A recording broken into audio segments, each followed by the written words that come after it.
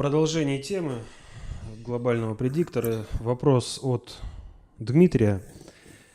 Валерий Викторович, если ГП хочет полностью уничтожить Россию, отводя ей 15-20 лет, как вы говорили неоднократно, как он дальше планирует развивать планету? Ведь Россия – кузница космических технологий, великих ученых, великих государей, великих воинов. С помощью России всегда решались острые мировые кризисы, которые могли привести к полному исчезновению человечества. Кем глобальщики смогут заменить русский народ, народ творцов? Ведь за всю историю управления миром западная цивилизация показала, что она не способна эффективно управлять. Как быстро рухнет мир без России, и понимает ли ГП эту матрицу? ГП прекрасно понимает эту матрицу, но ошибка в рассуждениях от товарища, который задал вопрос, в том, что он задает вопрос, как ГП дальше будет развивать мир. А вопрос-то заключается совсем в другом, что развитие мира глобальному предиктору не нужно. И в этом отношении все, что было перечислено как достоинство России, с точки зрения глобального предиктора является недостатками, причиной, по которой Россия должна быть уничтожена вообще, чтобы от нее и ничего не осталось. Вот я неоднократно, когда призываю читать работы внутреннего предиктора, говорю, помните, знание – власть. Берите эту власть в свои руки, поскольку каждый в меру понимания работает на себя, а в меру непонимания на того, кто знает и понимает больше. Так вот, суть сегодняшней нашей техногенной цивилизации заключается в том, что хочет того глобальный предиктор или не хочет, но знания об управлении обществом растекаются по всем слоям населения, становятся доступны всем людям по их нравственности. То есть, соответственно этому, каждый человек по нравственности может оценить, что это благонравная концепция или же богоборческая, где глобальный предиктор выставляет себя на место Бога. Вот артефакты свидетельствуют, что на планете Земля до нынешней цивилизации было как минимум 7 других цивилизаций. Общее название их сохранилось у нас и дошло и через Библию – допотопные. То есть те, которые были до потопа. Суть всех этих цивилизаций заключается в том, что они биогенные. То есть там производство товаров и услуг шло на уровне биотехнологий. Но это давало возможность сконцентрировать знания в узком слое носителей. Техногенная цивилизация, она позволяет знания распространить во всем обществе, поскольку существование техносферы требует определенного технического уровня обслуживания этой техносферы, этих знаний. Знания нужно давать людям. Если будешь давать знания людям, значит, ты сможешь поддержать существующую цивилизацию и обеспечить свое господство в будущем в мире. Но если ты даешь знания людям, то значит, ты подрываешь свое господство в будущем. И глобальный предиктор оказался змеей, укусившей себя за хвост. То есть, с одной стороны, для того, чтобы сохранить свое доминирование в обществе, нужно постоянно себе воспитывать управленческий слой, давать ему знания. Но если ты даешь знания управленческому слою, то значит эти знания будут уходить в народ. Вот. А если они будут уходить в народ, значит тебе для последующего обеспечения собственного господствующего положения нужно давать еще знания. И до 20 века Пока не произошло смены соотношения эталонных частот обмена информацией, то есть по закону времени, все у них получалось нормально. Потому что в прошлом на одних и тех же технологиях можно было жить нескольким поколениям. Сейчас же в 20 веке произошла смена соотношения эталонных частот обновления информации на биогенном и техногенном уровне. Значит, люди рождаются с тем же периодом, то есть обновление поколений происходит в 25 лет. Соответственно, этому обновление информации происходит раз в 25 лет на биогенном уровне. А техногенный уровень, смотрите, взять те же телефоны.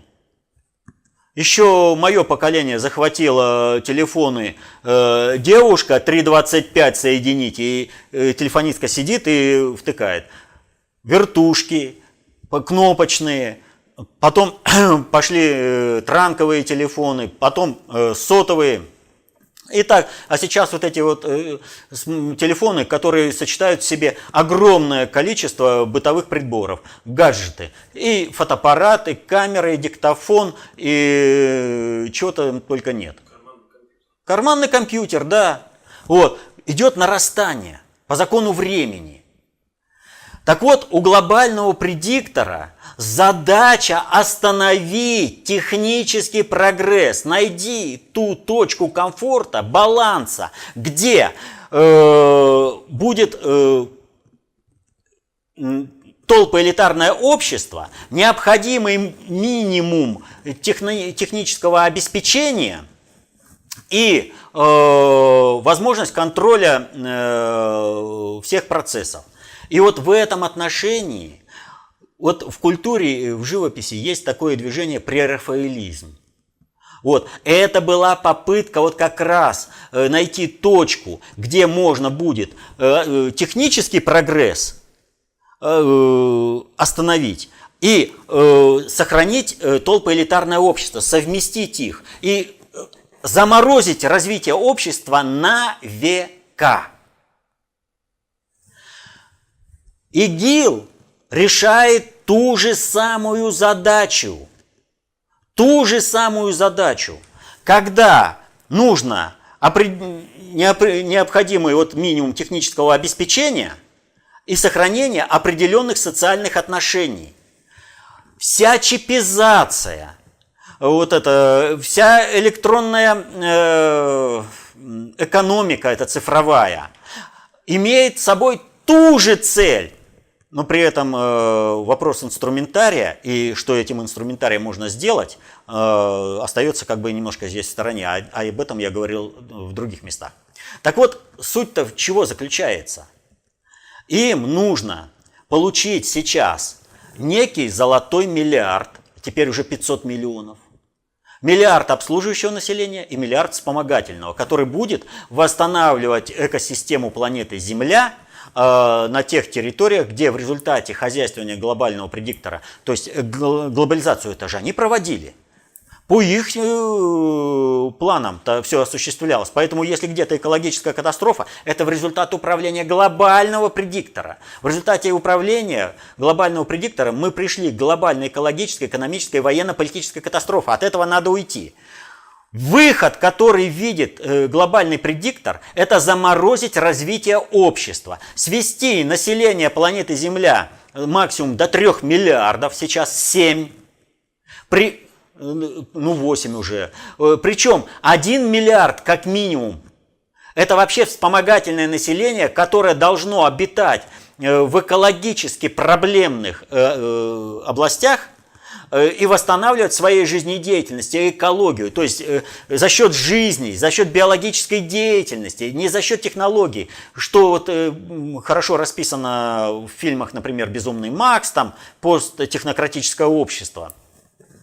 Вот. А 500 миллионов господствующих живут с приемлемым уровнем комфорта, к которому они привыкли в этом технологическом уровне, и их обслуживает, миллиард, пока миллиард. А в последующем, может быть, и вообще никто не обслуживает из живых людей. Почему никто не обслуживает? Роботизация идет. Миллиард вот это людей, это должны быть люди, которые обеспечивают определенный технологический процесс на заводах, обеспечивающий технологический уровень жизни, обитания на планете Земля этих 500 миллионов. И быть лакеями, подавать tea 5 o'clock, вот, 5-часовой чай, традиция Великобритании. Вот. Так вот, этот слой миллиардный или полумиллионный, он лишний. Поэтому такое внимание к роботам, максимально приближенным по своим качествам к человеку.